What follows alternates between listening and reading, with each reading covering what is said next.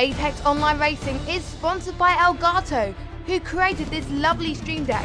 For more information about the Stream Deck, the link is in the description below.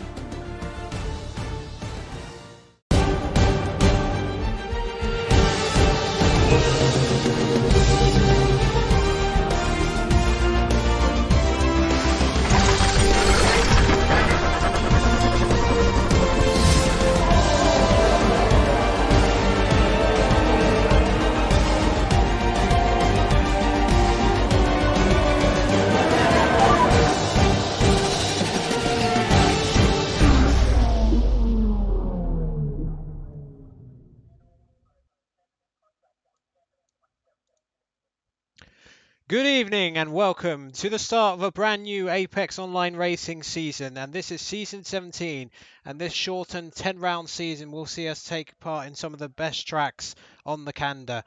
It's going to be fast and furious action from here until the end of June, and we are here at the Albert Park circuit for the Australian Grand Prix. Familiar and new faces alike will join this grid.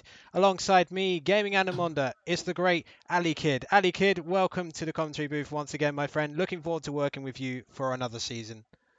Yes, hello everybody. It is good to be back. My Sunday evenings have felt very, very empty up until this point. Only 10 races this season, but we should still have ample entertainment if the racing is anywhere near the quality of last season. Yes, and well, we're here at a very, very familiar track, Ali. We've been racing here in Formula One since the 1996 season. Very much the traditional season opener of Formula One now.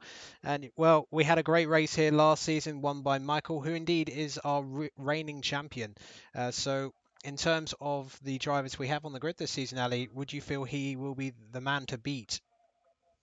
He certainly is, but there's another interesting dynamic now because his title rival from last season, Williams' Jim Roy, is now his teammate in the Williams car. So the two title contenders from last season are now teaming up, which is definitely going to make things a little bit interesting going forwards. Well, let's just remind ourselves of how it all finished last season. Michael taking the championship by 31 points from Jim Roy, aka formerly known as Deagle Killer, and then it was Lucas in third, 81 points off. Had some bad luck towards the end of the season, didn't he, Ali?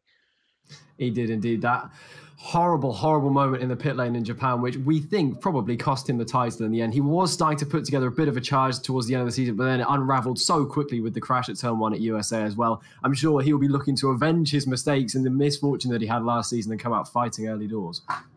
And last season, the Constructors' Championship was run by Roy as a consolation prize alongside his teammate Tim Palm, the Red Bull team, winning by 48 points from the McLaren team, which was Flores and Michael.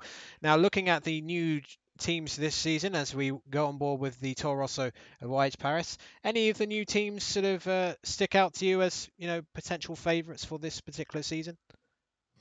The Ferraris, I would say, is an interesting combination because we have Sean in that Ferrari who's come up from F2 as champion, which is certainly going to be interesting to see how he fares. And yeah, it'll just be cool to see how the new drivers get on in their new teams and see how they deal with the pressure of fighting in such a top league. Yes, well, let's do a quick run through of the teams as they do their first laps in anger of this new 10 race season. So in the Mercedes team, we have two S2V Spaniard drivers, which is Danny MG, who at times towards the end of last season impressed, and then his teammate will be S2V Nico MM. And just having a quick look, are they both here this evening? Yes, they appear to be, so they are both here. We've got a full grid for tonight. And then in the Ferrari team, we have Sean ISR16 and Ruben VG, as Ali just mentioned. In the Red Bull team, we have the veteran Alex UKR, and then alongside him in the other Red Bull seat is Clarky110. And that's an interesting combination, actually, because you would expect them to have a particularly strong showing early on and perhaps assert their dominance over the few debutants we have in this league. We've seen so many times that experience is so important in these leagues, so I'm sure they'll be looking for a decent season after a bit of an on and off season for both of them last time out. Yeah, I agree with that. Well, looking at the next team, the Williams team, well, I tell you what, these were the top two in the championship last season, and that was Jim Michael and Williams Jim Roy. And, well, given that they finished first and second in the championship last season, they would have to be the pre-season favourites to win at the very least the team championship. Yeah, I mean, to say the least, they were outstanding all the way through last season. Speed and experience and just keeping it clean when it really matters. So I would say both of them are hot favourites, both for the drivers and the constructors' title. It's very hard to look past the pair of them. Yep, and the next up in the Force India team is Keyski 123 and Tough Max Till. So a Finn and a Dutch at the forces in the team, so we'll see how the Pink Panthers do in this particular season. Then at the Renault team, we have Jarno Opma, who at times really impressed last season, winning 3 times at this top tier. In particular, Ali, we remember that amazing drive he had at the US Grand Prix. Yeah, that was stunning. That was one of the few times we saw somebody absolutely dominate an entire race. He was just stunning that evening. And I think that Renault team in general could be a dark horse for the Constructors title. Tyrrell Schnitzel, also known as Dominic Hoffman, who had, again, some really good performances when he was in the league, but backed out after a series of unfortunate events and consecutive races. So it'll be interesting to see how he picks himself up for this season and whether the Renaults can mount a consistent title challenge. Because whilst Jarno on his day was absolutely brilliant, he didn't produce that all the time. So whether he's rectified that is going to be crucial for that Renault team going forwards. Yeah, and then next up we will look at the Toro Rosso team, and they are 2 newcomers to this top tier, and they are VGIA Alvaro Aznar and YH Paris. So we don't know too much about them in terms of their abilities at top tiers. Ooh, a lot of it struggling the rear grip there as he enters the middle part of the first sector. Then in the Haas team, we have Casper F1 and Lee Finley, who is well known in other leagues, of course, and quite a step. Oh my goodness, Paris losing the back end and hitting into the wall, but very lucky not to get damage there if he didn't get any. And well, we'll carry on. We've only got 2 more teams to cover, and thankfully we only have to do this once a season. But McLaren in particular have in them a driver who, in my opinion, could have really won the championship last season if it wasn't for bad luck, and that is VGIA Lucas, who was the best qualifier last season, in my opinion. Alongside him is CRGA Demon, who definitely has a heavy social media presence based on what I see him post normally. So McLaren, I don't know, dark horses for both titles? It's a very, very strong driver lineup. I think Demon coming up as F3 champion, it's a big jump back into F1. He was in the F1, I think it was season 12? Correct me if I'm wrong, I believe it's season 12 last time he was in F1, so it might be a little bit rusty with this level of competition. But last time he was in F1, he was on the pad, and now he's on the wheel, and he is a vastly different driver, I am assured. And alongside the incredible Lucas, really, you would imagine he will continue to grow and grow as a driver, and whether he plays a supporting role to his teammate, particularly early on in the season, will be interesting to see. But I think they are a very, very strong driver lineup and one of the strongest on the grid. Yes, I completely agree with that. And our final team, we're on board with Stay Frosty, one half of the Sauber team this season, who will be looking for better things after the Sauber team only finished 9th in the Constructors' Championship last season. And his teammate this season will be Hugh Golf, or is it Hug Ulf? Not quite sure. Is it Hugh Golf or Hug Ulf? I don't know. It's going to be one way of saying it. But he's currently in P19 for the Sauber team. So let's get the introductions out of the way. When this is not a first date basis, Ali. So in terms of qualifying session, it's an intermediate qualifying session here at Albert Park so far, and the 2 Renaults setting the early pace. Yeah, the 2 Renaults looking very, very strong. It is extremely tight up at the top, though. The top few cars separated by only a few tenths of a second. And I wonder if this will be the case for the rest of the session, because I remember both Schnitzel and Jarno are very, very good in both in these conditions and on 1-lap pace as well. So a strong showing from them so far, but the track, I imagine, will probably get quicker as we go on. I believe it's meant to remain as intermediate conditions throughout the entire session. So as the session goes on, as the dry line starts to appear, as cars start driving around a bit more, then I would imagine the track will improve a little bit. Yes, as Jarno rounds the final corner, so it's going to be a lap and anger. It looks like it's going to be, but it's not going to be an improvement on his previous best, so he's probably going to have to go again. Still seems to have plenty of fuel in the car, because he hasn't run out just yet. So your top 10 at the moment is Schnitzel, Opmar, Nico, Frosty, Lucas, Casper, Danny MG, Michael, Lee Finley, and actually Davidos just goes into... Oh man, that name's going to catch me out a few times for sure. Lee Finley, P10 at the moment on his debut, and a typically tight qualifying session so far in terms of this field, a second covering the top 8. Although that's been absolutely smashed at the top, was Tyrrell Schnitzel, Dominic Hoffman, taking 4 tenths out of his teammate and banging in a 30.5, which is miles faster than anything we've seen thus far. And again, he continues to look dominant so far in this session, at least. Yes, well, He did win a race last season, and then it just kind of went wrong for him in the middle part of the season, which meant, you know, he just sort of lost his way and left the league. So, you know, perhaps a shorter format of this 10-race season will benefit him more, and he'll likely stick around. And, you know, given the pace we saw him at least at the beginning of last season, Ali, you know, he could be an outsider to challenge Michael for this championship this season. Yeah, and I think 10 races as well definitely increases the pressure on the drivers. It might also help with interest in the game waning towards the end of the season. That won't happen so much now with such a short season, but with only 10 races, if you have one retirement or you finish outside the points in one race, that is going to almost decimate your title hopes, because so much importance is placed on each individual race because there are simply so few. If you make a mistake, to regain the points that you've lost is going to be much, much harder. You don't have the luxury of a 21 race season like we had last time. It's much more of a sprint than a marathon, this one. Absolutely, and that may suit certain drivers. You know, perhaps in terms of practice, it won't be quite as hardcore for some of them. But as you say, you know, if you have even one bad race, that could put you really on the back foot after this Australian race. So we will head to Bahrain and China for the first 3 rounds, and then after that, we will have 5 races at some of Europe's classic tracks, including Britain, Hockenheim, and Spa-Francorchamps in Belgium, of course. And then we will have a break week, which is due to the clashing with the real-life Canadian Grand Prix, and then we will have 2 final rounds to finish off, and that will also be the last F1 2018 race before the early release of F1 2019. I mean, Ali, what are your impressions of that early release? I mean, are you confident that the game's going to be in a good state of affairs when it gets released so much earlier than any other release that Codemasters have done in the past? I'm hopeful. There's an air of optimism, certainly. It looks good from what we've seen so far, but that has been the case plenty of times in the past. But I always have faith that eventually Codemasters will pull it out the bag. This game was good. I imagine 2019 will probably be good as well. And I'm looking forward again to play it over the summer whilst the season is still live as well. That is a huge thing. It was always incredibly frustrating getting the game so late in the season. Like now, the game is no longer relevant to the season that's currently going on. So that is certainly an exciting prospect, and hopefully sets a good precedent for the future. Yes, and of course, what could potentially be a really good new addition to the league racing setup is the prospect, assuming it's not a career-only mode feature, is, you know, having the support Formula 2 series in the game. I mean, that could be a fantastic series to be part of. It is indeed. I mean, Formula 2 racing in real life is incredibly exciting to watch. So if they manage to capture the essence of that and put it in the game, I'm sure they will have an awful lot of happy customers. But whilst we were indulging in a little bit of discussion, VGI Lucas has just smashed Tiro Schnitzel's fastest lap time with a 30.2, putting himself on provisional pole by just over 0.3 of a second. And Michael as well moved himself up into P3 to split the 2 Renaults. So the times are tumbling as we move into the final 5 minutes of this session.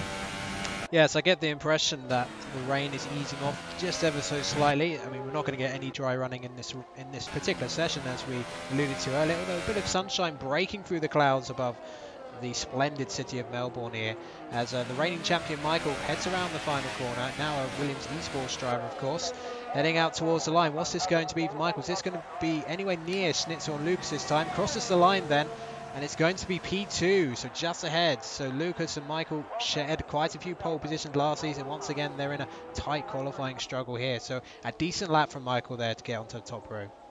Yeah, it's a strong showing and a decent banker lap. I imagine everybody pretty much will be heading back into the pits to fit what will be their last set of intermediate tyres in this session, and then just drive round until the end of the session and run down the fuel, because the intermediates tend to last a little while, so whilst you're driving around on them, you don't necessarily need to produce your best lap on your first lap. The grip will still be there in a few laps to come, but a decent banker from Michael so far at least. Yes, well, while he's having a good time of it so far, his teammate Roy certainly isn't. Down in P17, 15 I should say, 1.7 seconds off Lucas's pace at the moment, and only has just over 4 minutes of the session to get on with it and try and get further up the field, because, you know, at times Roy was absolutely splendid on track but didn't quite have the consistency to win that championship in the end.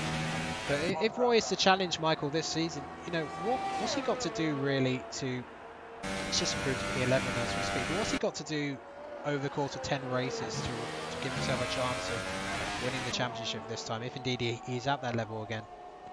A bit more consistency in qualifying, I think, would be the main thing. I mean, we saw him have plenty of amazing drives come through pretty much from the back of the field, namely Singapore being the most incredible of them from P14 to P1 in the end. But you can't be doing that all 10 races and down in P11 as well. That is not a good place to be starting, particularly when you won't get any tyre benefit as well, because everybody's qualifying on the intermediates. And as far as we know, it is a dry race. So he really needs to work on his qualifying and just having the outright pace when it really matters. If you remember to Brazil, I think it was, he just didn't quite have the pace to match Michael, and unfortunately for him, that was the final nail in the coffin for his title challenge. So just outright pace and qualifying pace, just when it really, really matters, that's what he's got to work on.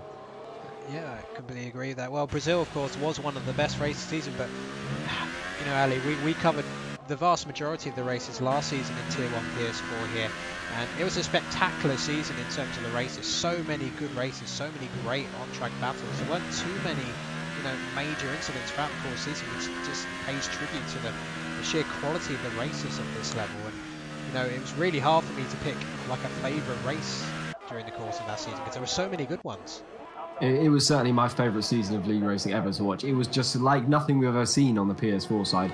I think that was really the season that the PS4 side of AOR really came of age, and we had a fantastic grid and had fantastic races from start to finish, and it was, as a spectator, the best to watch by a mile. So if we can continue that through this season, the PS4 side of AOR will only continue to grow, I'm sure, and will be plenty entertaining enough for us as spectators. Yes, and I completely agree with that. And we're now entering the climax of this qualifying session there. Lucas and Michael out on their outlaps. Schnitzel, we saw him doing a bit of rallycross to get back to the pits, or at least start another lap. Well, clearly let's get back to the pits. But that's not going to, his lap will certainly be invalidated. Let's see, Lucas is about to start lap, so I think we'll stick with Schnitzel for the time being in terms of the top three. Michael's just come out to start his outlap. So just take us through a lap of Albert Park on board with Schnitzel, Ellie. Very tidy turns 1 and 2 from Schnitzel there, but turn 3, the braking zone is really, really tricky, particularly in the wet. It's a very tight apex corner, so you don't have a lot of room to manoeuvre. Schnitzel opting for third gear and then opening up turn 4 as much as possible, and that looked like a very, very nice line. This corner is flat out in the dry and certainly not flat out in the wet. That's a huge old drift, and he's run very, very wide, Schnitzel there, and he's backed out of it. I'm pretty sure that would have been an invalidation because that was a very, very messy run through there. He might be, actually is continuing. He turned down his ERS for the next corner for the traction zone, which is an interesting thing in these wet qualifying sessions. You certainly don't want to be exiting corners in hot lap mode because it really does harm your exits. But a bit of a messy lap from Schnitzel so far, if it is even still valid. Yeah, well, we've got yellow flags up ahead. Someone may have lost it at the infamous turn 11 and 12, which claimed so many victims, not just this league, but many other leagues when this game came out. So shocked by the viciousness of the curves. I think they're more used to it now. But yes, I think you're right. He seems to have backed off a bit. He's put the engine down a little bit. So I think we'll focus on Lucas's lap as he flies through turn 11 and 12. And that looked silky smooth, didn't it?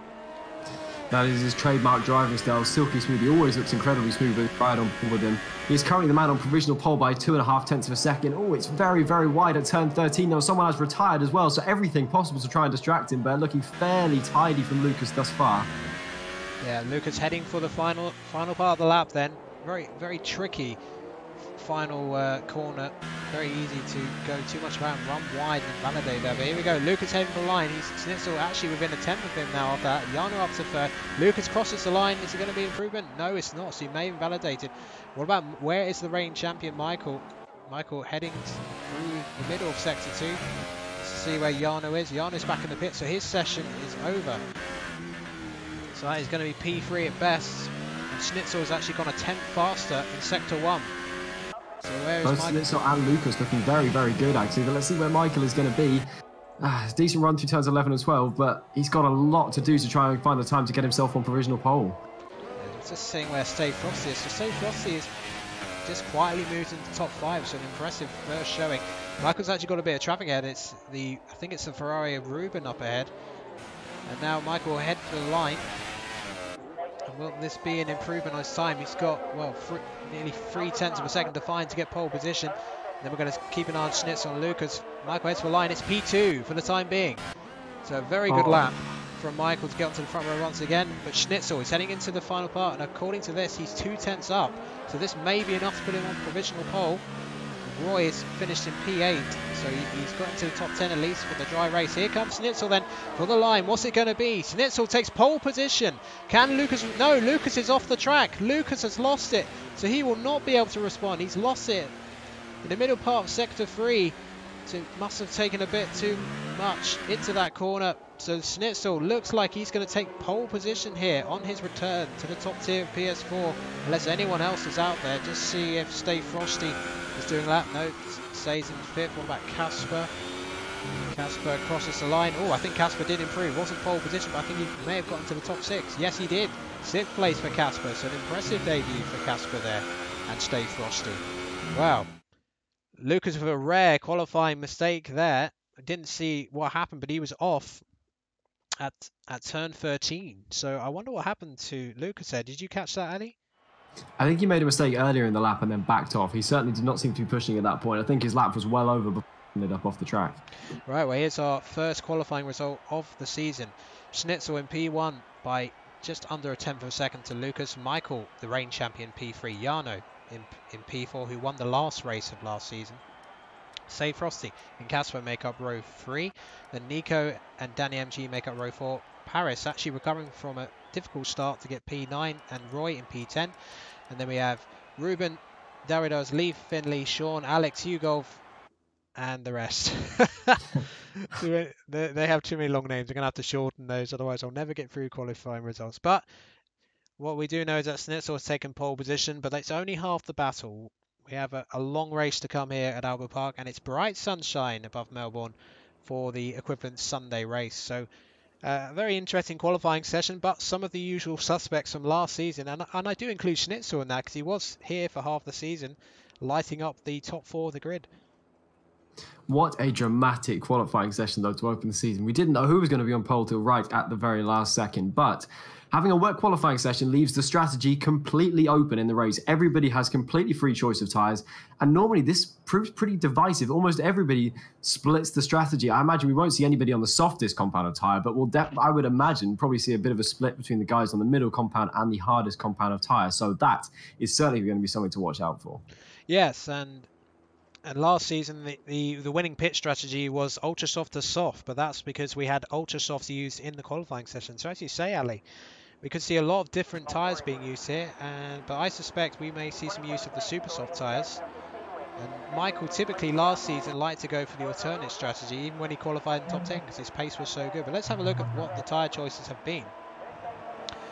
And let's see then. So the top 3, all on super softs. And Jarno, the highest soft runner, and then we have super softs for Say Frosty, and then the next 3 drivers, Casper, Nico and Danny MG, all on the soft tyres, and then the rest of the top 10, super softs for Paris and softs for Jim Roy. And then outside the top 10 we have only one ultra soft runner in Sean ISR 16, and then towards the back of the grid it is Tough Max and Kiski and Demon on the super soft tyres. So this has really made it a fascinating situation, because all of these strategies potentially could be winnable, especially for those in the top 10, but Schnitzel, Lucas and Michael Ali will certainly have tyre advantage over the likes of Jarno and Casper for the beginning of the race. I think they were very, very keen not to take any risks whatsoever. They want to be on a pretty fast tyre right from the start of the race, so they're able to drive away from everyone else. And if that happens, then they're going to be very well placed later on. But I think Jarno has played this very, very nicely, being the lead runner on the soft compound of tyre. If the top 3 start battling, he's going to be right on them, and obviously he's going to have that huge pace advantage at the end of the race, so he's just got to be a little bit patient, make sure he stays out of trouble, and just hope that the top 3 battle, and I imagine they probably will. Well, when we raced here 6 months ago in the opening part of season 16, it was a fast and furious battle between 5 or 6 cars in the top 6 early on. And if we get something like that again, we're going to be in for a treat. Well, I think, Ali, we can safely say, well, cross wood, that it's going to be a more entertaining race than F1 1000 today. Well, yes, I have to say that was slightly underwhelming. I did go back to bed afterwards. I did go and have breakfast before the end of the race as well. That was incredibly underwhelming, unfortunately. And I imagine this race won't have to go very far to be more entertaining than that. Yes, well, of course, it's a very fast turn 1. It's more engine braking and not too much braking here, so could see some incidents there, but hopefully everyone gets through safe as the grid lines up for the first round of this AOR Season 17 PS4 Tier 1 season. Schnitzel versus Lucas on the front row. And look out for the reign champion on row 2, I should say. Here we go then, the 5 red lights light up the screen. And off they go. It's a great start from Schnitzel, but Lucas getting wheel spinning just slightly, and that's put him under threat from Michael just behind. Through turn 1 they go, and Schnitzel will maintain the lead of the race for the time being. Can Lucas get any closer to him into turn 3? We're about to find out. Any contact behind, Ali? It looks fairly clean so far. Demon still right at the very back of the grid. A very clean start from all of the top three, particularly Schnitzel, who was able to just cleanly go into turn one without even having to move offline. So a perfect start from both of the Renaults, and Jarno hasn't lost any time either on those soft compound tyres. Yeah, it's really important that Jarno, for his strategy, got a good start and didn't get swamped by some of the fast runs behind. Perhaps helped slightly by the fact there was only one super soft runner behind him. So he's sitting pretty at the moment, very close at the moment, as we see Danny MG having a little half a look at Danny MG just behind. And Lucas now trying to give chase, but if anything, Jarno is now under threat from Stay Frosty, who will have the better tyres, at least for the opening few laps. And now anyone getting claimed victim. Oh, and a snap of oversteer by Nico coming out turn 12, but just about gets it slowed down.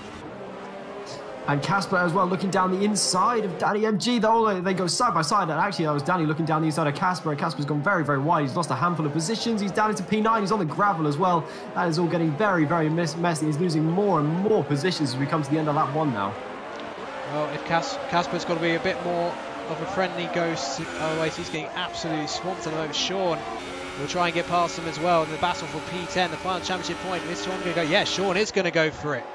On the ultra soft tyres, of course, so he's going to have outstanding tyre performance for the next few races. Already into the points he goes. We will look at the winners and losers from the opening lap shortly.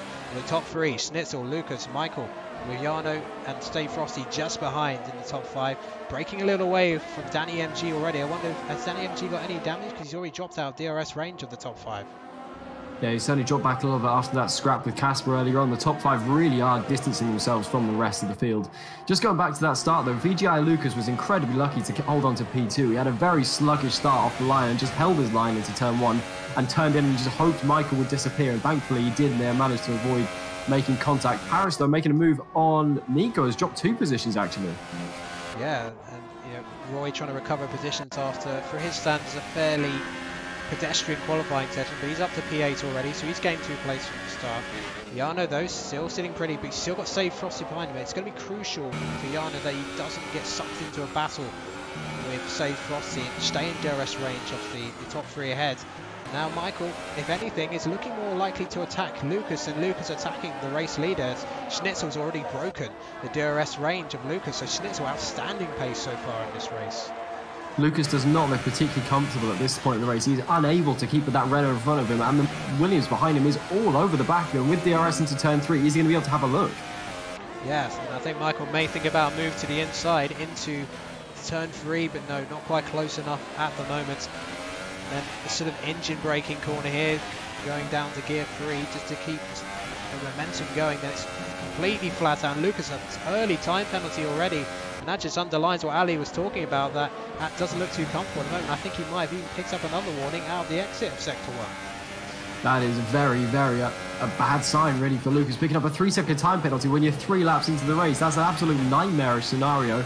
Lucas just doesn't seem to be able to get comfortable at this point. His pace is nowhere near that of TRL Schnitzel. He's got Michael all over the back, harrying him completely through every single corner. He needs to knuckle down and try and get his pace back. So he looked so assured in qualifying, but hasn't quite transferred into the race. No, Michael again harassing. We saw Michael do this so many times effectively when he was battling for the lead, just sort of harassing the opponents in front. But Lucas is 1.8 seconds behind. He doesn't have damage, I believe. I think it's just pure pace. It doesn't have the tyres lit up at the moment. So Michael, in terms of winning this race, he's got to get on with it, you would think, because Lucas, if anything, is holding him up at the moment. He certainly is, and that gap is getting ever bigger, so Michael really has to get a move on. He's closing up rapidly into turn 1. I imagine with the DRS he might be able to look into turn 3. No, not quite. He's very, very sluggish through turn 1. I think he's slightly underestimated the extra speed with the DRS, but I think coming from a wet qualifying session into a dry race, sometimes it can take the drivers a little while to adjust. You can just been driving around on a wet track, and it's completely different when you get into onto a dry track with heavy fuel. It's a totally different sensation. So that might be the problem that Lucas is encountering here. Yes, absolutely. With that, Lucas seems to have calmed down a little bit. Michael not so close to him this time. Just saw Nico trying to go for a move on Roy. So let's have a look at the winners and losers. So Danny MG, Paris and Roy all gaining 2 places. Nico, the biggest loser in the top 10, losing 2. And outside the top 10, Casper dropped out of the top 10 completely, losing 5 places. So it's been a real shocking start for Casper. And Sean on those ultra soft tyres has gained 4 places, although he may feel a bit of hurt later. He takes too much out of them. And once again, Ali, Lucas struggling for traction out of these slower corners. Yeah, he is really, really struggling. Michael is all over the back, and that gap between Lucas and Schnitzel is now up to 2 seconds. So Schnitzel driving it currently in a world of his own. Nobody's able to get anywhere near him pace-wise as we start lap 5 of this Australian Grand Prix. I think Michael this time could be close enough into turn 1. Yeah, Lucas having to go defensive, quite a late move, but nothing wrong with it. Lucas has got to get onto the power if he can and try and get away from Michael. Will Michael think about a move to the inside, down to turn 3? Oh, no. Not quite close enough. I'm going to have a quick look at Nico, because Nico's still all over the back of that Williams. And watch out for Sean trying to come back. Side by side through turn 3 and 4 they go. Nico squeezes his way through with an excellent move there. But he's got a whole gaggle of cars behind him. This is a pretty thrilling midfield action here. Sean on those ultra softs still seems to have decent life left in them as he tries to get further up the top 10. The midfield scrap provided us with so much entertainment last season. It looks like this one is going to be absolutely no different, but Sean really has got to get a move on. He's run wide a couple of times, stuck in the dirty air of those soft runners. If he wants to make his strategy work and make the most of those ultra soft, he's got to clear those 2 cars in front of him very, very quickly. Yeah, completely agree with that. Just go back to this midfield gaggle because they're looking like the closest battle in the top 10 at the moment. As Michael's actually dropped half a second outside Lucas, not having the best of lap, maybe the dirty air starting to affect those super softs just a little bit. But 2 second gap for Schnitzel at the moment with Lucas, Michael, Jarno, Frosty, Daniel G, Paris, Nico, Roy and Sean making up the top 10. So then, starting lap 6 of this race, Roy's still marooned down in P9. He really has to get a move. He's been involved in this scrap with Nico for lap after lap, and they're now 3.5 seconds behind the top 7, so they really have got to get a move on. Yes, it's kind of hurting their attempts to get up towards the top 5. And look at that, Sean's ultra softs are definitely going off because Casper, having been mugged off the opening few laps, is now trying to regain some pride here. But Sean was some robust but fair defending through the middle part of sector 1. Those ultra softs certainly going off. The pit stops for the ultra soft runners last season was between lap 6 to 8. So those ultra softs, even with fresh ultra soft, won't last too much longer than this 6th lap. So expect to see Sean coming in fairly soon. But the one stop will certainly be possible with the ultra softs to the softs, as we saw last season. As Michael now regains composure and attempts to once again put Lucas under pressure. This looks like a good run into turn 13. And it looks like he could be looking around the outside. Lucas going very, very defensive to go around the outside of Michael quite sensibly, having to back out of that. Well, remember, Lucas has already picked up a 3-second time penalty. His race is already starting to go off the rails before it's even really started. That gap to the leader is now up to almost 3 seconds. So these two got to be very, very careful they don't prolong this battle too long. Yeah, now Michael's got a golden chance. Lucas goes very defensive. They're going to go side by side into turn 1. Who's going to come on top? Can Michael get it slowed down and get past him? Yes, he's going to have some, but Lucas will have the inside for the following corner. So this battle is not over just yet. Lucas has got to go lay on the brakes and try and get past. No, gets out-dragged by Michael down there. So Michael finally getting past the Mclaren of Lucas. It moves up to P3, and I think Save Frosty actually looked like he hit the back of the Renault of Jarno. I don't know if he got any damage there, Ali. I didn't quite see that, but that would be an absolute disaster for the Sauber, who's looked very, very assured up until this point in the race. But, oh, this is getting very, very interesting here. What a move from Michael. The stuff of champions, that round the outside at turn 1, then keeping his composure to get to the inside for turn 3 as well, making use of the single detection point and double DRS zone to its full extent, really. And he's now free into P2 at last. He's got 3.6 seconds to close, though, between him and Schnitzel. So a lot of work to do still in this race. Yeah, it's interesting to see what kind of pace Michael has now that he's cleared that McLaren, whether he can actually make an impression on the Renault Schnitzel, who now got a 3.6 second advantage as Roy picks up another penalty. I'm sure that would have been a turn 11 and 12. If you look at the intervals behind, I think that's where they would have just gone through. So Lucas now has Jarno's yellow walled soft tyres will start to come into their own as we enter this part of the race. Those super softs won't be going off just yet, but in terms of their best performance, that's probably gone now. So they're probably about halfway through their stint.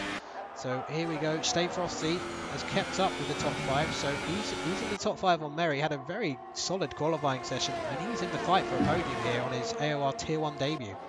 Yeah, a very, very impressive performance considering he is a debutant. He has though been stuck behind the soft tyre running Jarno, who's actually managed this first stint pretty much to perfection. I'd say of all of these guys, he's still the one who's most likely to be in contention for the win come the end of this race. He has managed this first stint perfectly, and I imagine if he goes onto a set of super softs for the end of this race, which he probably will do, or even a set of ultra softs right at the very end, he is going to be absolutely rapid, and he, of all of these guys, might be the one to be able to close down that gap to Schnitzel in front.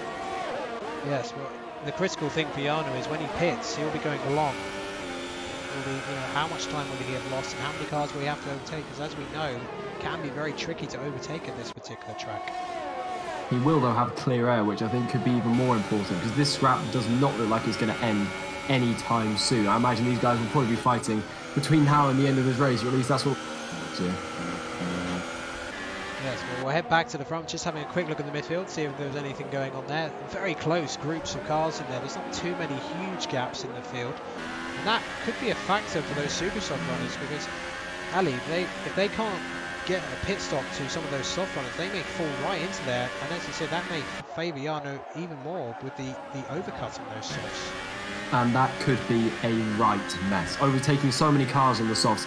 Outside the top 10, almost everybody's on the soft compound tyres, and they're all scrapping with each other. They're almost all within a second of each other, so they won't be looking to get out of the way anytime soon. So if they end up behind the train, and as you mentioned, it's pretty hard to overtake, that could be, well, pretty detrimental to anyone's race efforts fighting for the lead. You would imagine Schnitzel, with such a lead at the moment, will probably go as long as he possibly can to try and avoid the traffic and negate the effects of, or the negative effects that he might incur because of that. Yeah, well, just having a quick look at Casper in P11, he has a huge train of cars behind him. So he's got 6, 7 cars behind him from P11 all the way down to P18, so they're all within a second of each other. Hugh Golf in particular getting very close to Lee Finley, so 2 Haas cars in P11 and P12. Lee Finley on his Tier 1 debut as well, of course, along with Casper. So Hugh Golf surely not going to go for a move around the outside into turn 11. That would be an unbelievable move. He pulled that off on soft tyres, but he stays behind for now. Sensible driving, trying to get towards points, but now he's under pressure actually from the Force India of Kiski. Around the outside on the super source. Oh, and Kiski goes right off the track, and he'll lose a place to Ruben, more than likely, and yes he does. Down to P15 he goes, so some really feisty midfield scraps here. And the Red Bull's hit the back of the Force India. Clarkey, that's a disaster. That's wing damage. Kiski off as well, so that's our first real major incident that we've seen after 10 laps here. And Clarkey, well, that was a unforced error, and Christian Horner shrugs his head with disappointment on the pit wall, and that's going to be a wing change for Clarkey. Probably the first one of the race, I believe, although it looks like Max may have had one as well, because he's 32 seconds off. So back to the front then. So Michael's not really been able to make any impression on Schnitzel. He's now 4 seconds behind, and Lucas is actually coming back at him, Ali. And whilst all that was going on as well, whilst all that chaos was ensuing in the midfield, Michael actually managed to pick up a 3-second time penalty as well. So he's now on a par with Lucas for the number of penalties they've both collected. But just referencing that incident that we saw earlier with Clarkey and Kiski, I think is how you say his name, that is quite a collection of letters to form a name there. It looked like it was entirely Clarkey's fault. He just made a mistake, went for the inside and a gap that just unfortunately for him was not there. And I have to say, you would probably apportion 99% of the blame to the Red Bull there. Yes, I think it would be a pretty simple case for the stewards if it goes to there. You know, no malice in it, just a simple racing incident. And now Lucas pits. Now he's looking for the undercut to get ahead of Michael. And you know, Schnitzel will be keeping an eye on the situation, but he's got that gap, so he doesn't have to react immediately. But it's going to be very interesting to see where Lucas comes out. The traffic will be a factor. And Michael and Jarno and Stay Frosty especially will be keeping an eye on that situation. But Jarno, you know, he can just relax in that. Now Lucas out the way. With his tyres in a better condition than those super softs, he can now launch an attack at the reigning champion. Very, very early stop for Lucas, though. Thankfully for him, he has come out in a bit of clear air. The only car in front of him that's anywhere near close to him is CRGA Demon, who is his teammate, who I imagine once he catches up to the back of him, he will be more than happy to oblige and get out of the way. But he's got plenty of clear air, which is very, very lucky for him. But the problem is with these soft tyres, they do take a little while to heat up, so the undercut doesn't always work as well as you might think it does. So he's got to be really, really careful here that he doesn't push too hard on these cold tyres and stick it in a wall. But whilst balancing that, he's got to try and make the most of the clear air and fresh tyres while he can. Yeah, Michael running wide out of turn 12, and now he's put himself under a bit more pressure from Jarno just behind him, and that is a sign for me that those super softs are starting to go off a little bit. As we saw last season, Michael was always very good at extending these tyre stints if he needed to. So let's see if Michael hits. Really struggling for traction. Yeah, I think that was a clear sign those Supersofts were going off completely. And Stay Frosty will join him in the pit lane as well. So Jano will carry on up to P10. So let's have a look at Lucas, because this could be a crucial moment in terms of the race. Where he's going to be. Lucas has been let past by Demon. So Michael and Stay Frosty both in the pit lane. Let's see, where is Lucas going to end up? Round the final corner he goes, car number 88. Where is the reigning champion going to come out? Will Michael get out ahead of Mclaren? Oh, there it is. It's going to be very close, but I think Lucas is going to get it just round the outside. Yes, he does. Sweeps round. Up into P12, which would be a Met P2 at the time being. So that undercut did actually work for Lucas there. Michael had no choice but to respond to come into the pits, but by that point, as soon as Lucas had pitted, it was already too late. The undercut looked like it was already going to work, so that hasn't worked out particularly well for Michael. He's only going to have 1 lap fresher tyres as well, which probably isn't going to make the biggest difference ever, so he's probably going to struggle to get past Lucas now. And as well, just to add insult to injury, he is 1.2 seconds behind, so he's just outside of DRS range, so he won't get that added extra help down the straights either. Yeah, and that's worked out beautifully for Lucas, but now there is a gaggle of cars up ahead of them, and that is Davidos, Lee Finley and Alex, who are on the soft tyres, so they won't be pitting anytime soon. So Lucas is going to have some traffic to negotiate, and they're all going to be fighting for position as well. So how they negotiate this traffic could be critical to where they finish on the podium here today. And there's quite a mix of drivers in that train as well. A weird blend of experience and debutants there, with Alex right at the back of it, who's seemingly been in this league forever, racing with a couple of debutants as well. So things might get a little bit interesting once he catches up to the back of that little gaggle of cars, and he's closing at a rate of knots. He is getting very, very close as the race leader pits. Tyrrell Stitzel comes into the pits, and he's going to come out in traffic as well. Yes, he's going to come out into traffic just behind Hugh Golf, and Ruben will have the tyres up to temperature, unlike Schnitzel. So Schnitzel's got to try and defend this position if he can. Otherwise, he's going to lose a lot of time, and Ruben, well, on those older tyres, didn't decide to go for it. And Schnitzel, it's not the worst position. He could have ended up behind Lee Finley, Alex and Davidas, etc. So he's cleared most of those cars. And, you know, Lucas and Michael, of course, have got to clear those cars first. So it's the worst, and he'll have fresher tyres as well. So in terms of winning this race, as long as he doesn't pick up too many penalties, he's in good shape right now. So in terms of those who have pitted so far, none of the top 6 have pitted yet, and then we have 4 other guys. So half the field have made 1 pit stop so far, although some maybe 2 stopping. Likes of Clarkey and Kieski will be pitting again at some point, although they're way down in P18 and 19. Let's have a look at Roy, who's right on the back of Nico. They've been having a raging battle all race, and Roy will head back ahead of Nico again, and it's a nice move down into turn 13 there. But you know, they're losing so much time battling each other, aren't they? Yeah, I mean, the man who was our runner-up last season is really, really struggling. This battle with the Mercedes has been hampering him all race long, and he hasn't been able to drop him whatsoever, and he's now dropped 8 seconds to the other Mercedes, and those 3 were a trio earlier in the race. I think Nico intelligently sitting behind in turn 1, ready to launch attack into turn 3, so let's see if he can manage it on this lap. Probably not quite, he's a little too far back. Just having a look at Schnitzel, who's not quite close enough to challenge Hugo for ahead. And Lucas now is in that traffic. And because he hasn't been able to get any parts, Michael has now got on those tyres up to temperature. He's now back within a second of Lucas. So Lucas has got to get on with it, hasn't he? He certainly does, and this could be the defining moment of the race, how quickly he catches and passes this traffic, because unfortunately for him, he has caught them in the most awkward place he possibly could. He caught them right at the end of the 2 DRS zones, so he's got to try and engineer some unorthodox overtakes if he wants to get a move on in this race. Let's see how quickly that starts into turn 9. Doesn't go for anything there, but I imagine in the next few corners, particularly turn 13, he'll be looking to try and get some moves done. Well, Schnitzel getting past Hugo. Hugo made a right meal of the exit just before the end of sector 2. Or maybe just feeling, well, no point battling a fast car. So Schnitzel has cleared the traffic for the time being. 2.6 seconds up the road to Casper. So our focus really is going to be on this battle behind. Can Lucas again trying to fend off Michael. Lucas got boxed in by the Red Bull ahead and nearly got overtaken by Michael as well. So this is getting really critical in the battle of P2, and Stay Frosty will be shoving some popcorn down his throat at the moment, watching behind, because if these two have any sort of incident, he's going to be up to net P2. It's all playing beautifully into the hands of those 2 Renaults as well. Schnitzel has clear air, as does Jan front on his own, and they will be absolutely loving this scrap that's ensuing at the moment. That was very, very opportunistic from Michael. I wonder if he's going to go for it again here into turn 3. Yeah, well, Lucas has got to go defensive, surely. And yes, he does. He covers it off. Michael probably wasn't going to go for it, but Lucas is definitely spooked. A little bit disturbed by the fact he just can't get past his track at the moment, but they're all within a second of each other. It's unusual to see this big a train like this at Australia Field. Usually gets spread out after quite a few drivers have hit it, but I guess, Ali, because of that wet qualifying session, loads of drivers starting on the hardest compound. That's why it's created this situation.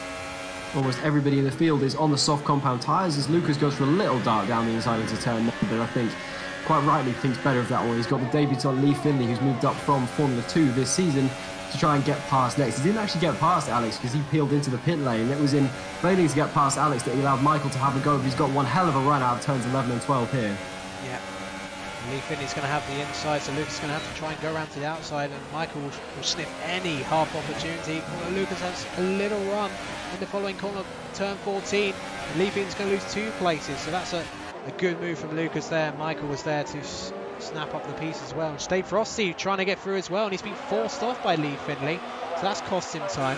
And he was pissing anyway, so that was a slightly brainless incident between those two. I think it was probably more of a mistake than anything intentional. He probably didn't quite realise Stay Frosty was there. He was probably a little bit rattled from being off on the gravel in the previous corner, so I think we'll let him off on that occasion. Yes. Didn't quite catch all of it, but Michael and Lucas, this is your main battle for P2 at the moment, but down the road, Schnitzel has actually got ahead of Jim Roy, and now he's getting to the back of Casper, who himself is just behind Nico. And Roy, has that battle. He's going to be on the super sauce at the end of the race, so he could come back through the field to get some good points at the end of the race. So really, Ali, critical moment now is to see what Jarno does, and what sort of gap you have. So in terms of the gap, the leaders, Ali, Jarno has a 15-second gap to Schnitzel at the moment, but more critically, has a 20-second gap to Lucas and Michael. So that's going to be quite tight, and that will give him a real opportunity to get P2 at the very least. Both of the Renaults are looking very, very strong. They had a strong qualifying and they're both having a very strong showing in the race. Jarno being a little bit quieter than Tyrrell Schnitzel, just out front doing his own race, working his own strategy. And I think both Lucas and Michael will be wishing that they did that strategy as well whilst they're stuck fighting their way through the soft runners. At this point in the race, had they started in the softs, they would be out front with Jarno in clear air as well. So yeah, that hasn't worked out quite so well for the super soft runners at the start of this race. No, and although Lucas has DRS, he's unable to get away from Michael as more of the soft runners peel off into the pits, clearing up the track as we get our proper race order. Well over half distance now here at Albert Park, and it's been a thrilling race so far. And 2 of the title protagonists from last season, the reigning champion Michael trying to get ahead of the 4-time race winner from last season, VGIA Lucas.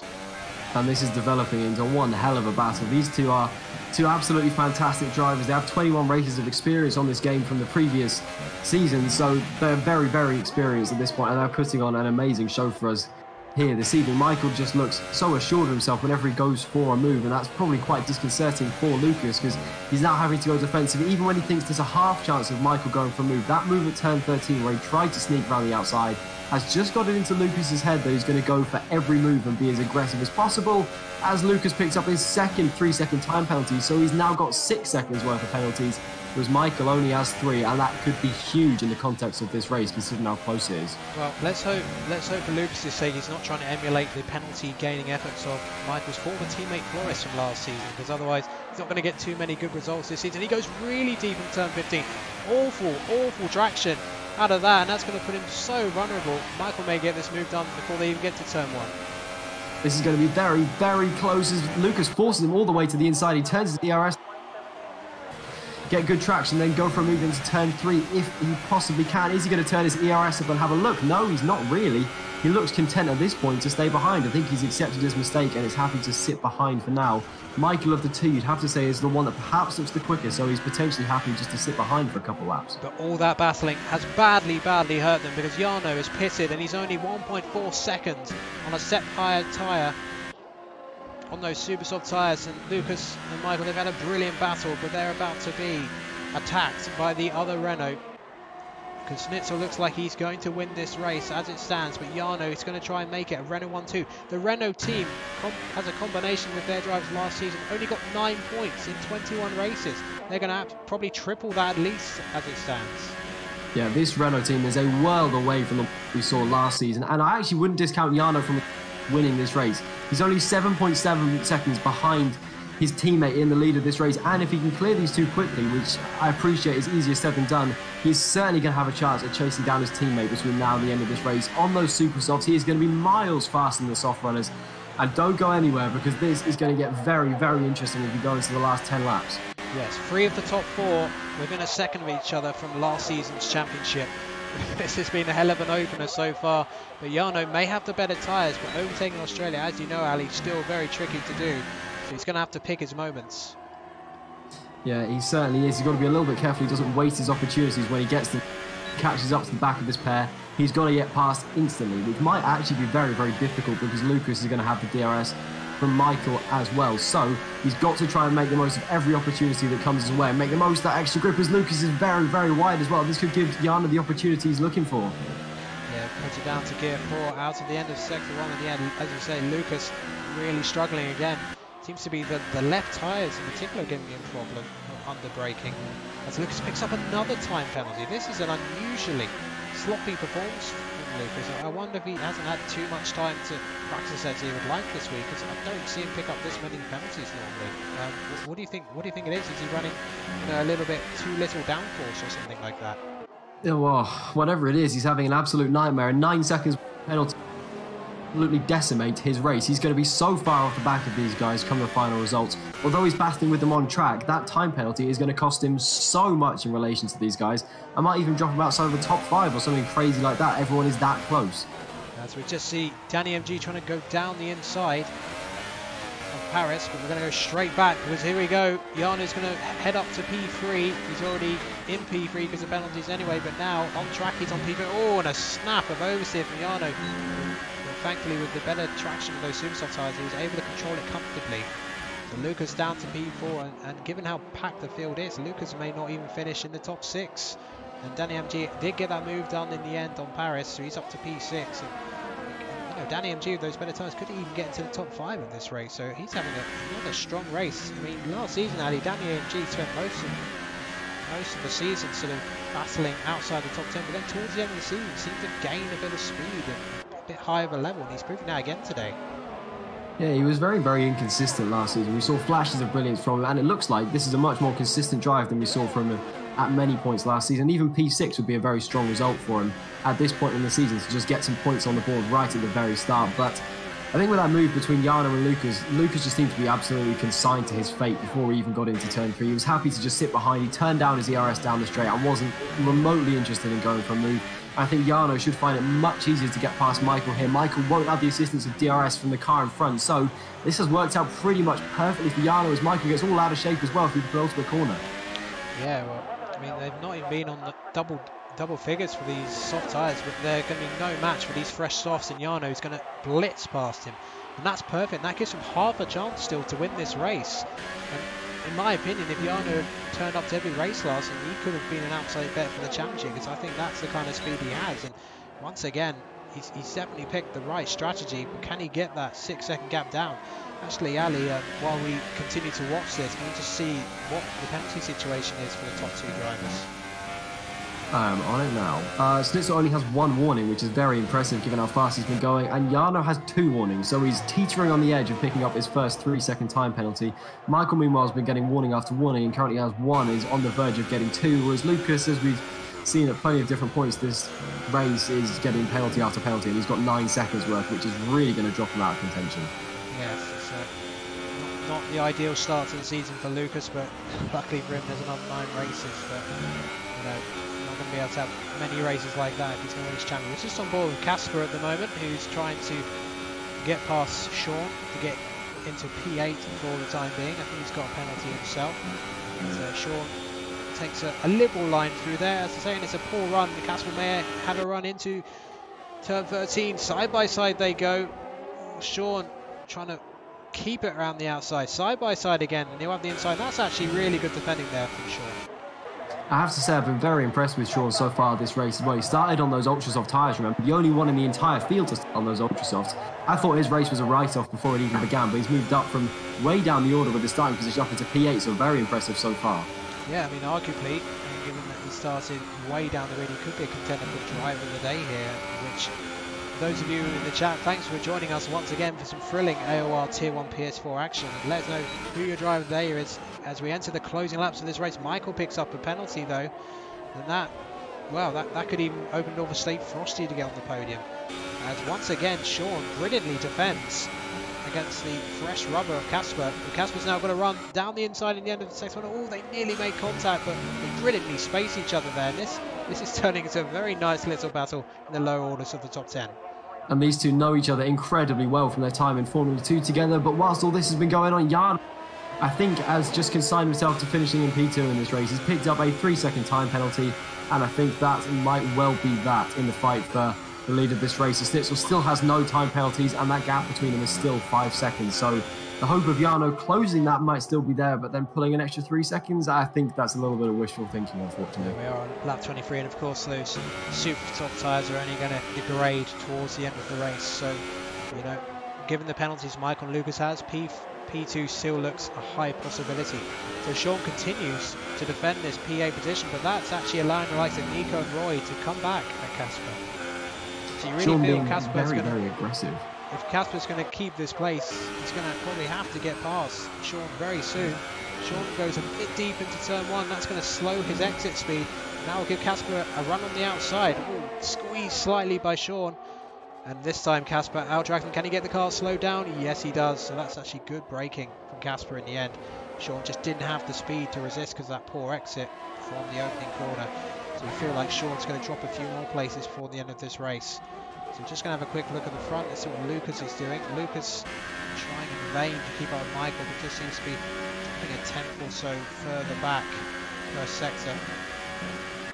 And maybe just simply Ali demoralised by all those penalties he's picked up, because he knows realistically he won't finish on the podium now. Yeah, this isn't quite the Lucas I was expecting to see in the opening race of the season. I was expecting to see the driver that we saw take a couple of victories last season and drive so impressively at so many different points, but it hasn't quite come together for him today. It's just, it seems like the underlying pace was almost there. He wasn't quite on the level of Michael or Jarno or Stitzel, but his pace is still good. But there's just been a couple of other mistakes. Like, it started right from off the line, really. He didn't get a good getaway whatsoever, and that almost compromised him as a turn 3 on the opening lap. Then he dropped out of the second DRS range of TR Stitzel very, very early on and didn't get DRS from the race leader at all, I don't think, during the opening stint.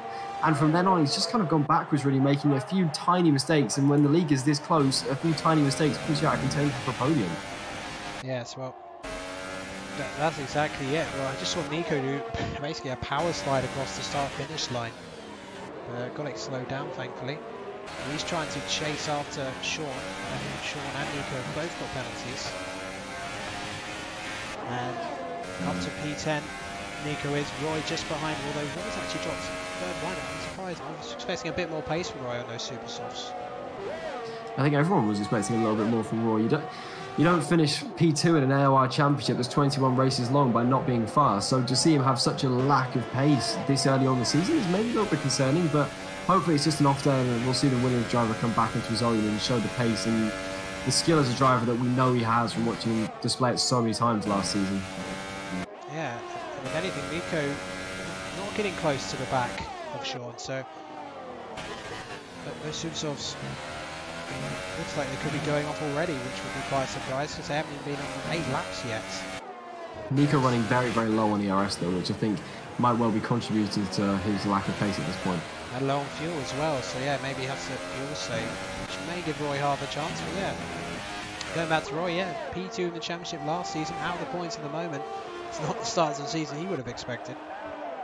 No, when you compare it to how strong the two Renaults have looked, his potential title challenge, which you assume he'll be looking to carry through to this season, isn't getting off to the best start at all. And we mentioned in the intro just how much each race matters. When there's only 10 races in a season, if you have one bad race and finish outside the points or lower down the top 10, it's really going to hurt you for the rest of the season. So to finish P11 in the first race, I mean, he's still got 9 races to rectify it, but those 25 points that you get from winning a race almost become worth 50 because there's just so few races in this season. And Lee Finley just moving up to P14 ahead of Alex. Didn't quite catch that battle. So Danny MG closing in on Safe Frosty in the battle for P5. So Danny MG may actually have a chance of finishing 4th place, which would be a brilliant way for him to start season, given that Lucas has 9 seconds of time. Let's just have a look at the the actual gap. So Lucas at the moment 7.6 seconds off the lead, has 9 seconds of penalties at least. So not assuming other penalties, he will drop to at least, wow, to at least P6. It might be more if he picks up any more time penalties. Danny also has penalties though. I think he also has 9 seconds worth. And Stay Frosty, similarly to the lead Renault, the guy in the lead of this race, has no penalties. Just P1 and P5 at the moment, who don't have any penalties at all in this race. Yeah, well, Stay Frosty in terms of the so-called rookies in this season, he's the lead rookie at the moment, and he's on for what would be an absolutely excellent P4 as it stands in his first Tier 1 AOR race, and he can be very satisfied with that.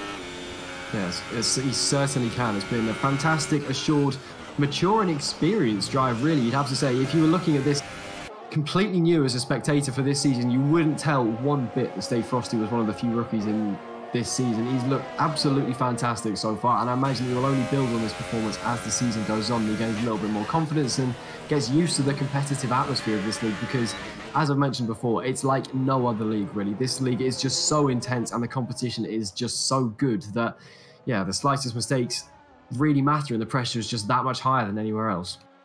Yeah. Well, as we watched that, we just saw Clarkey have another run-in with a Force India, but this time it was a clean overtake on the old soft tyres over the very ancient tyres that Tough has on at the moment. So he took out one Force India unfairly, and this time he took the other one out very fairly with the move. But it's only P18 for Clarkey. It's been a very disappointing race for both the veteran and the Red Bull drivers.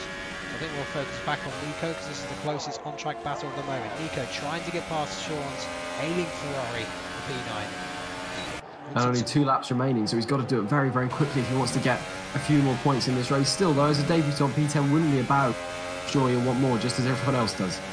Yeah, so we've got 4 S2V drivers from their esports team in this league, and Rihanna obviously the highest running at the moment. You know, Danny MG and Nico's are the 3 S2V drivers in the top 10, so that would not be a bad return for them at all. But Nico just unable to get past Sean. Sean is just placing the car beautifully despite having very old soft tyres. And whilst we were watching these two as well, Lucas managed to pick up another 3-second time penalty, and that takes him up to 12 seconds. So he really is doing his best to emulate the Mclaren driver from last season, Flores, who managed to pick up 12 seconds of penalties in just about every single race that he did. So it looks like we're still going to continue in a similar vein from last season, with the Mclaren picking up many, many penalties.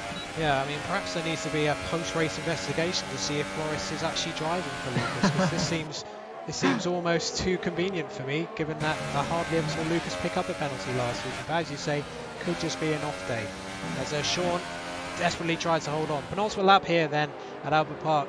Schnitzel with a near 5-second lead over his teammates. Looks like it's going to be a sensational Renault 1-2, which, given their problems last season when they finished in the wooden spoon position, will be an absolutely Brawn-like turnaround.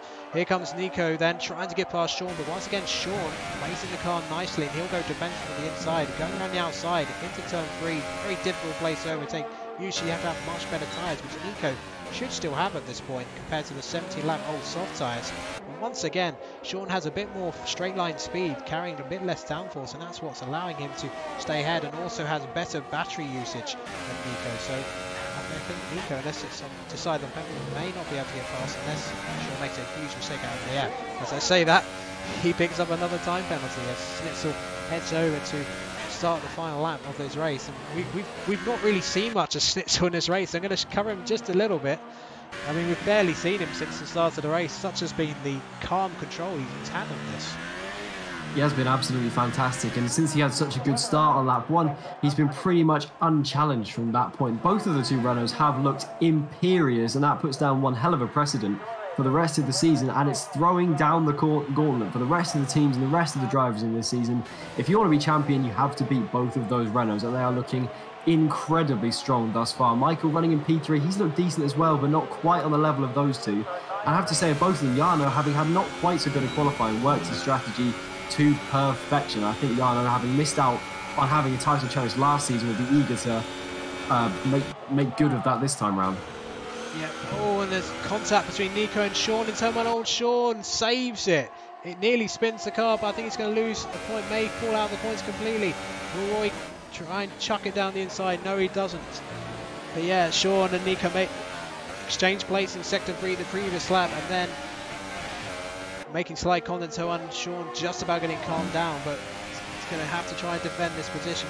We need to go on board soon with the Renault driver Schnitzel. Where's Schnitzel? Schnitzel heading for the line then, and we're just going to go back to Roy just for a brief moment to see if he's getting past Sean. No, he's not going to. So we're going to go with Schnitzel then, entering turn 15 for the final time. What a magnificent performance it has been today by Schnitzel on his return to the top tier of AOR PS4. He will win the Australian Grand Prix in tremendous style, and his teammate Jarno Opma will take P2. Who's going to take P3? Will be Michael, and Lucas, well, who knows where he's going to finish with those time penalties. As we go on board with Schnitzel after what has been an incredible effort by the Renault driver. And Paris actually picks up P6, so actually Lucas finishing P5 in the end. So that's actually not too bad given the amount of penalties he's got. And then the rest of the top 10 finishing there. Roy actually picking up a point in the end because of Nico's penalties, and Sean, despite his entertaining defending, finishing outside the points. But the day no doubt belongs to Renault, and if only Renault were this strong in real life, Ali. Indeed, if they were this strong in real life, they'd be absolutely loving it. Throwbacks to 2005 and 2006 almost, but a very, very strong performance from both of those two. You have to say Lucas would definitely be looking for a little bit more than P5, although with 12 seconds of penalties to hang on to P5 is, well, not quite as bad as it perhaps could have been. A very strong performance from Paris on his debut in the top tier of AOR to finish in P6. That is very, very strong indeed. I do really feel for Sean. He was driving very, very well all race, defending like a madman and giving us plenty of entertainment, but unfortunately for him, he didn't quite get that final point, which I think he could have made an argument that perhaps he deserved. Yes, well, it's going to be a French celebration. Alain Prost looking on proudly as the Renault boys pick up their trophies for a 1-2 here at the opening round of this AOR Tier 1 season on PS4. And well, magnificent turnaround for Renault. I mean, they've got two hell of drivers this season, and well, laying down that mark with 9 races to go, they're going to be one of the contenders for the Constructors' Championship. But Michael, the reigning champion, like a bad rash, seems to always be there. He's on the podium, and well, you wouldn't count him out from winning the championship. A long way to go. So here's your result then for the Australian Grand Prix. Schnitzel taking the checkered flag from Jarno, his teammate, who started 4th on the grid. Michael, the reigning champion, in 3rd. Stay Frosty in 4th. The best of the rookies, a sensational debut from him. Lucas, disappointing, too many penalties today. Paris and Casper, really solid debut for them. Then we've got 2 more S2V drivers in P8 and P9, and then Roy, the runner-up of the season and teammate of Michael from last season, finishes P10, and Lee Finley on his debut P11. Then we have Alex, Nico, who finished off the points because of penalties, and Sean, Doidos, Hugolf, Kiski, Demon, and Max in 19th. And then our only retirement of the race, Clarkey 110. So, well, Ali, in terms of closing thoughts on this race, what were your overall impressions of that one? Well, it looks like similar themes continuing from last season. Drivers picking up penalties, really, really costing them in the final results. And you'd imagine in the game they'd probably be pretty used to it, enough to not pick up penalties so much at this point in the race. But other than that, a few very strong performances from our debutants, and it looks like we are set for another fantastic season of racing here on AOR PS4.